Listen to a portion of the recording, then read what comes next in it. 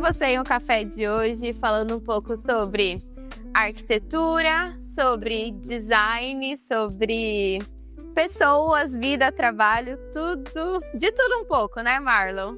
Sim, vou falar nesse contexto todo. Do contexto como um todo. Marlon, meu arquiteto do coração, virou amigo, quase irmão. E a gente fez uma viagem muito bacana para estar sobre tendências em Milão. Então a gente vai conversar um pouquinho sobre tudo, literalmente tudo. E é bom sempre viajar contigo, porque daí a gente tem uma visão também um pouquinho diferenciada, né? Não é aquela coisa que a gente fica preso num rótulo de uma viagem específica para arquitetura. A gente Falou a começa ter uma palavra-chave. visão melhor, né? Sobre todo o contexto que gira em torno desse mercado. É a chave, preso em rótulo. Se tem uma coisa que o Marlon não é preso em rótulo. Não é à toa que você... Conta um pouquinho sobre você e sobre todos esses perfis de clientes e como você consegue se adaptar a cada um deles. Eu brinco que a gente tem que ser sempre bem maleável, né? Um diferencial que eu tento trazer é sobre criar vínculos com diversos perfis de cliente para fazer com que tudo fique mais humanizado. Então, a gente aprende que existe perfis diferenciados, tem clientes que eles gostam mais de conversar, são mais intimistas, tem outros que são um pouco mais reservados, e isso acaba que a gente consegue gerar experiências diferentes para cada perfil. E eu acho importante isso daí, ainda mais nos dias de hoje, né? As pessoas, elas estão muito corridas, não tem muito tempo, então quanto mais a gente consegue criar esse vínculo, melhor fica, acho que a experiência que a gente pode proporcionar durante o processo de obra, que é um processo às vezes até um pouco doloroso, né?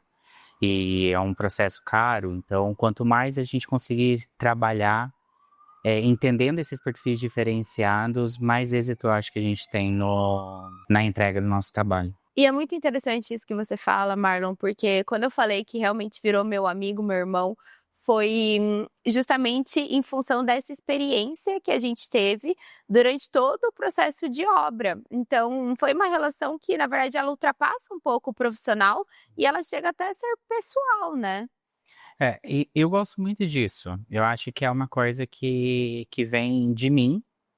Eu acho que eu acabo rompendo bastante essa barreira do profissional, do pessoal. E para mim é o que traz o êxito. Acho que faz parte do meu perfil. Eu sou uma pessoa que, se eu consigo criar esse vínculo, eu estou trabalhando contente, eu estou trabalhando feliz.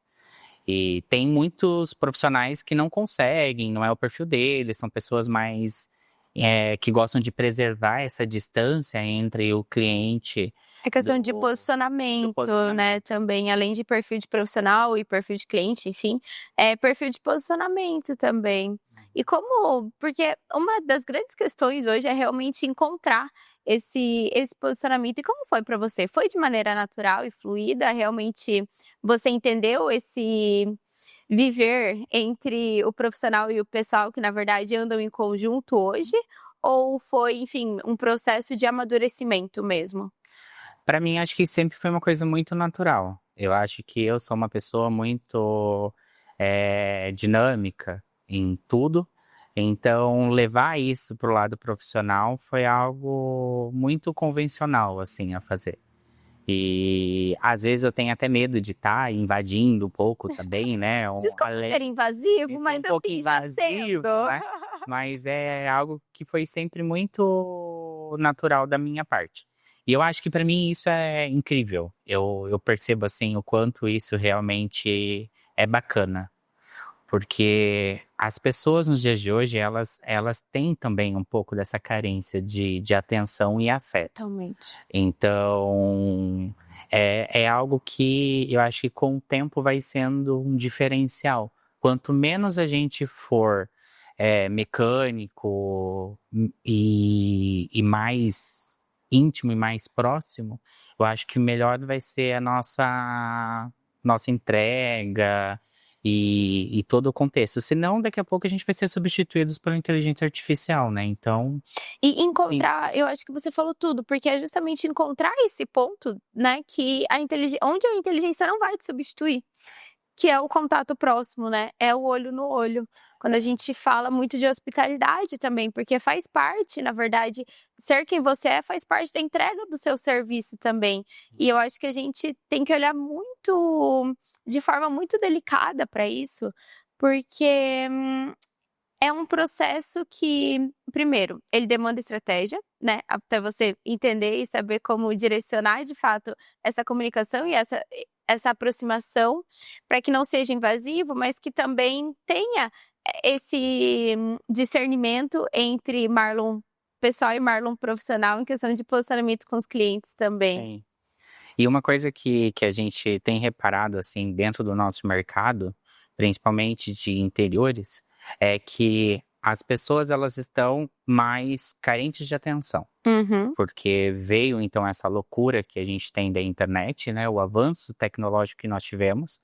E agora a gente começa a perceber um retrocesso, assim, voltar um pouquinho às origens. Então, se você pega Casa Cor agora, que a gente vem vendo nos últimos anos, essa coisa mais intimista, essa decoração que te lembra um pouco mais a casa de vó, decorações com afeto, o trabalho feito à mão. Então a gente percebe que as pessoas elas estão tendo essa carência e essa necessidade de ter um pouquinho mais de afeta, proximidade, ter esse tipo de, valorizar um pouco mais esse tipo de hospitalidade. Você está comentando que cada profissional pode gerar dentro do seu próprio nicho de mercado. Muito interessante, porque ao mesmo tempo que a gente fala, até assim, a gente tem palavras que estão em alta hoje, né, que é a questão do heritage, do legado, do realmente voltar às raízes, como você falou, do fato humano, que a gente viu muito na Itália, mas ao mesmo tempo a gente vem também com uma geração com um perfil de mercado que também está muito aberto a experimentar marcas novas, né? Então, como vocês lidam dentro da área de arquitetura em relação a isso? A gente tem que buscar sempre estar atento às novidades e os lançamentos também que a gente tem de produtos. A arquitetura e a moda sempre andaram muito juntos, então Muito assim em como conjunto. a moda, a cada tanto tempo, vai retomando certo tipo de materiais, a arquitetura de interiores acaba também remetendo na mesma situação. E cada marca ela acaba buscando o seu próprio posicionamento. Então, tem coisas que a gente acaba se identificando. Então, eu acabo, às vezes, indicando marcas pelo qual eu também me conecto.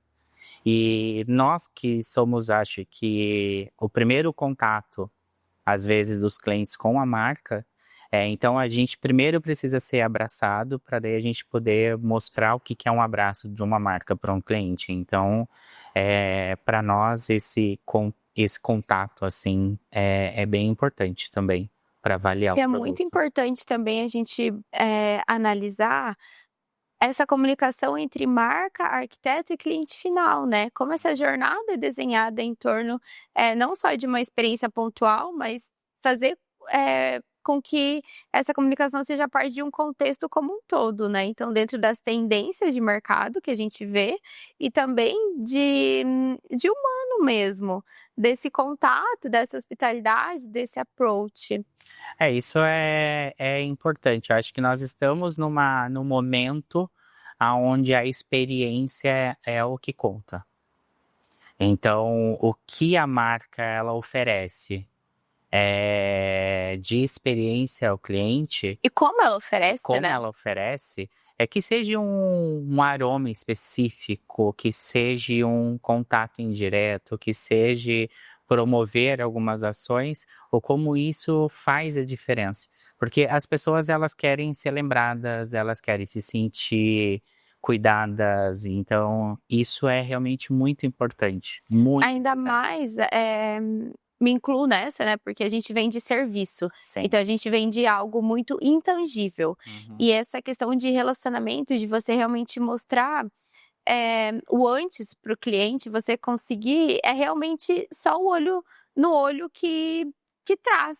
A venda, na verdade, ela vira Um um resultado. resultado de tudo que a gente planeja anteriormente. Sim, e na arquitetura é a mesma questão.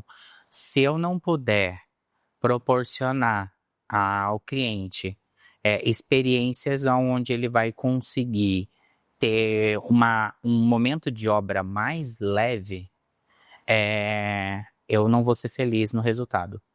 Então, eu não quero que o cliente saia daquele momento de obra traumatizado, dizendo que nunca mais vai reformar, que nunca mais vai construir. Que obra é o caos. Obra é um caos. Mas vamos combinar? Por baixo do tapete? É um caos. Mas a gente está lá para tentar fazer com que esse caos simplesmente passe. Exato. E eu acho que isso a gente só consegue fazer isso se a gente cria um vínculo. E é muito bacana, porque se a gente parar para pensar, dentro de uma obra, é um processo que leva tempo, né? Leva. Então, você tem vários picos emocionais com o seu cliente. Então, tem aquele momento que, desculpa, mas sim, pode ser que ele te odeie, né? Pode ser que ele seja realmente... E tem aquele que normalmente é quando ele te contrata ou na entrega da obra, que você vira o Deus no céu e Marlon na terra. Uhum. Então, assim, como a gente lida também com essa jornada emocional do cliente entre esse pico, né? Sim. Por isso que eu acho importante criar vínculos. Porque quando chegar aquele momento que pode ser o momento de auge de estresse, o cliente, quando ele cria um vínculo com você, ele tem aquela noção do tipo, eu tenho alguém. E você conhecer o teu cliente, vai saber como lidar nessa situação específica. Isso sim, isso é realmente muito importante. Nem que seja, às vezes, tem algo que eu tenho costume de fazer, quando eu vejo que o caos está acontecendo e eu não sei o que agir, eu mando uma orquídea. Com um papelzinho falando, olha, esse momento vai passar, vai ficar tudo bem, daqui a pouco a gente vai rir disso tudo, calma que tá acabando. Isso daí é uma coisa que eu tento fazer. Não recebi essa orquídea ainda. Sua mãe recebeu. Sua mãe recebeu.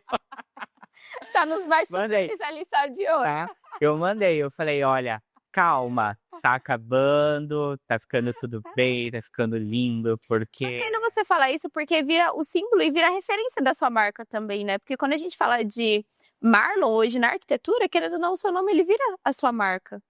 E eu fico feliz porque daí os clientes que me indicam já eram clientes parecidos.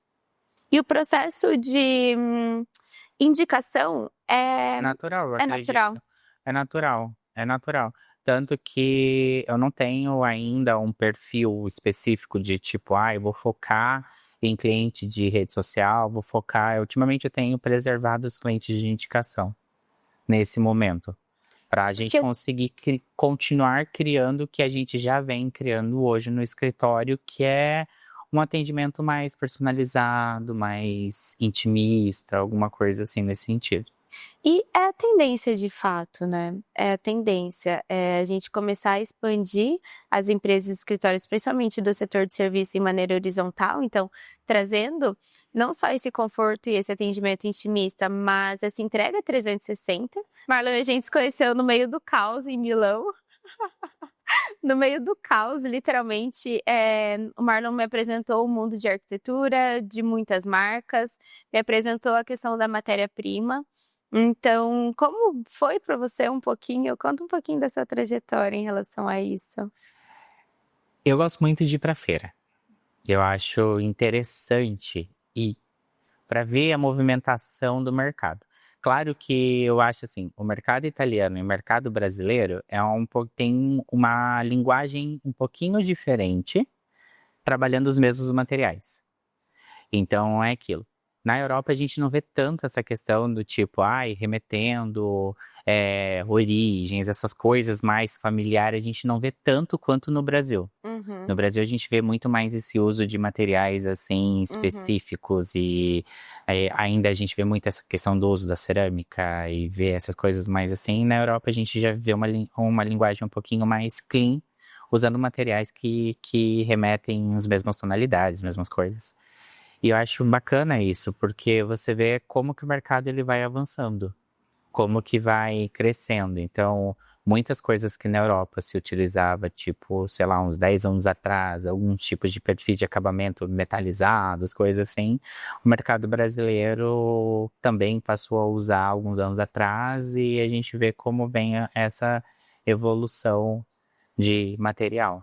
Em uma linha do tempo, né? Uma linha do E é tempo. engraçado como alguns materiais, como você comentou, né, em relação à moda e arquitetura, vão e voltam também, né? Então hoje a gente já vê a tendência do bordô voltando, do veludo voltando, os tapetes sendo usados como obras de arte, a questão das texturas muito fortes. Aham. E além disso, o futurismo, a gente falou muito aqui de hospitalidade de olho no olho, mas a questão da tecnologia também integrada na arquitetura, né? Eu acredito que há 2 anos atrás a gente veio com a tendência do futurismo muito forte. Então, ambientes trabalhados com decoração futurista mesmo, com maximalismo. E agora a gente vê o acabamento puxado para o futurismo um pouco mais como um detalhe do ambiente. Então, o metalizado ganhando forma no contexto, mas com outro olhar, um pouco mais singelo, talvez. É igual o tecido bouclé, né? Sim. Bouclé, acho que uns 4 anos atrás, a gente viu pós-pandemia. Foi bem pós-pandemia, na feira de aniversário. Foi quando eu vi ali que tudo era bouclé, né? Na Itália. E ele colocou buclê no meu quarto, gente. 2025. Sim. Daí, quando chega no Brasil, já tava então o uso do bouclé logo em seguida, porque a feira acontece mais ou menos ali por abril, geralmente, né? E Casa Cor começa mais ou menos em maio, junho, mais ou menos assim. E daí eu olhei aquele tecido e falei, nossa, que tecido lindo, eu nunca tinha visto. Daí, conversando com minha mãe falou, nossa, esse tecido é tão antigo. Quando eu trabalhava com decoração, já usava já o bouclé. E depois sumiu e ninguém nunca mais ouviu falar. Eu falei, olha como são as coisas, né? É tipo, a moda e a arquitetura, ela vai, ela volta, ela vai, ela volta. Teve uma época em Milão tava muito o uso de jeans. Eu cheguei até a imaginar que talvez iam começar a utilizar mais na parte de mobiliário e tal, e até que no Brasil eu não vi tanto. Já o bouclé a gente já vê bastante. Eu nem acho que seja um tecido às vezes tão prático para um sofá, vamos dizer, para nossa região. Porque nós aqui tons mais terrosos de poeira e tal, e então tem que ter um pouco mais de delicadeza. Mas. E como a matéria-prima procurada pelos clientes também é diferente, né? Por mais que a gente veja muitas coisas acontecendo na Europa, e isso eu acho muito legal a gente falar do timing e do que acontece na Europa pro timing, que as coisas acontecem e chegam no Brasil. A gente também vê isso em questão de matéria-prima, né? Então aqui, por exemplo, a gente vê o couro de uma maneira diferente e ele chega também com um timing diferente de mercado. Não, e o couro nacional é um couro muito bom, né? O Brasil exporta pra caramba essa questão. E dentro do couro a gente tem várias categorias também. Então acho isso bem importante.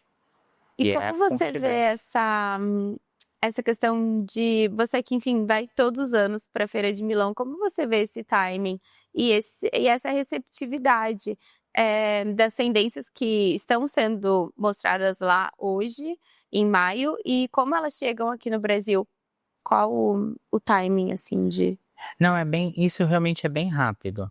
Assim, porque o Brasil, eu até falo, tá de parabéns. Não tem nada que a gente tenha visto hoje na Europa que o Brasil já não esteja fazendo. Então, é muito rápido essa questão. As marcas, elas estão já acompanhando e bem à frente. Então, a maioria das marcas hoje na Europa, elas já estão no Brasil. Então, às vezes, um lançamento que vai ter lá já tem data prevista de chegada. Não eu acho que o Brasil tá bem adiante, assim, nessa questão. Inclusive, o Brasil ele ainda está exportando muito também para a Europa. Então, a gente vê vários designers nacionais que já estão expondo com produtos já reconhecidos, designs já reconhecidos, até a linha de mobiliário planejado. Tem muitas marcas hoje do Brasil que já estão em Nova York. Exatamente. Então, eu acho que o Brasil, ele tá de parabéns, assim. Tá ganhando um espaço muito bacana, né? Tá, É uma e tá tendo construção, mas reconhecimento. está exatamente. Tem um bom reconhecimento. Bom reconhecimento. Muito, muito orgulho. Então tá, Marlon, muito obrigada. Um prazer ter te recebido aqui, falando um pouquinho sobre hospitalidade, sobre a importância realmente do olho no olho, né? Essa faz a diferença, eu acho que em qualquer setor. Qualquer Isso é setor. importante. Ai, obrigada. Obrigado a você. Adorei.